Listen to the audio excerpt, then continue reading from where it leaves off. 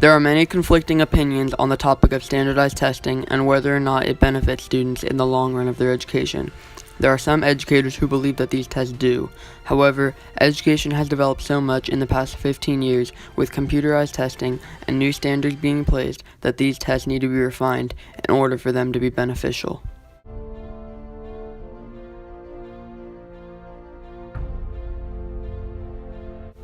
One of the main problems with standardized tests are they are not a detailed representation of the student's knowledge.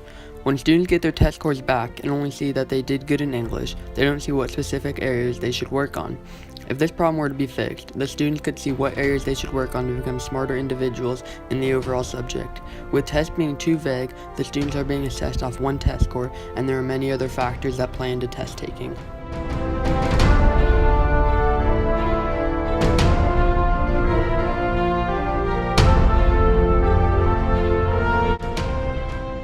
Another big factor for kids taking the standardized test is stress. This stress builds not only during the test but before. When studying for a huge test like this, the student is stressed out that he or she won't retain all this information, and so they study more and get really nervous for test time. They have so much pressure on them to do well on the test that they sometimes will draw a blank or forget most of what they studied. These tests can also be difficult to study for because there are usually not study guides for standardized tests. This has been an ongoing problem. In 2001, a study showed 50 to 80% of year-to-year test improvements were temporary and did not have any significance to long-term learning. A 2013 study shows that 17 states in America had a lower percentage on standardized tests than the rest of the nation.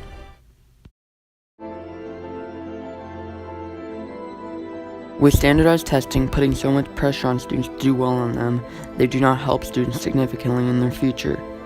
Since the tests are not detailed with their results, they cannot benefit the students when they move forward with either their school or professional careers.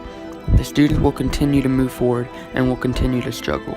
In fact, the USA dropped from 18th to 31st in the world for math in 2009, and there was a similar drop in science.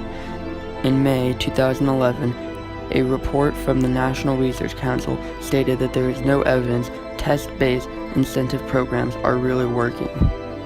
Tests, that's the clear message from a lot of frustrated parents and teachers across the country who've been saying for years that American kids are way too bogged down under a mountain of standardized exams.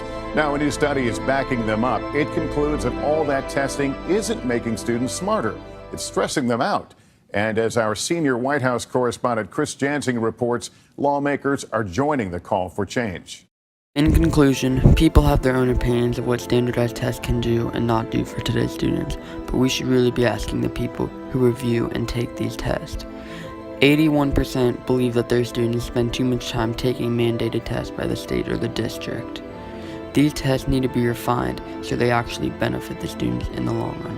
When these tests are refined, the future scholars will be more prepared.